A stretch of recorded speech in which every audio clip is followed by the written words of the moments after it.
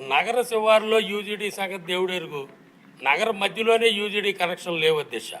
ఏదో వాహన మిత్ర కోసం గతంలో అప్పటి ముఖ్యమంత్రి జగన్మోహన్ రెడ్డి గారు వచ్చి ఏ ఇంజనీరింగ్ కాలేజీ గ్రౌండ్లో విశాఖ తూర్పు నియోజకవర్గంలో కొండవాళ్ళు ప్రాంతాల్లో యూజీడీ కోసం శాంక్షన్ కూడా ఇచ్చారు. ఇప్పటి వరకు శంకుస్థాపన కూడా జరగలేదు అధ్యక్ష.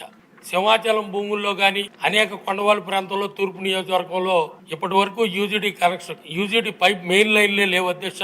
అంతేకాకుండా 2014-19లో అమృత్ స్కీమ్ కింద ప్రతి ఇంటికి ఉచితంగా మనం ఇంటికే మెయిన్ లైన్ నుంచి యూజీడీ కనెక్షన్ ఇచ్చేవాళ్ళం అధ్యక్ష.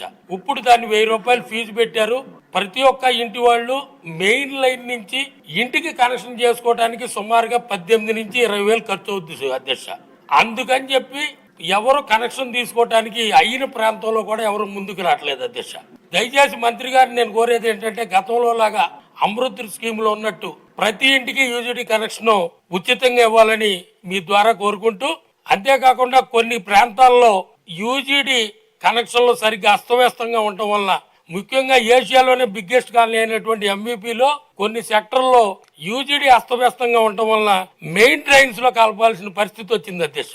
అదే కొన్ని ప్రాంతాలలో ఈ యూజీడీ ద్వారా వచ్చిన మురుగునీరు వాటర్ పైప్ లైన్లో కూడా విలీనం అయిపోయి దాని వల్ల కూడా వ్యాధులు సోకే ప్రమాదం ఉంది అధ్యక్ష.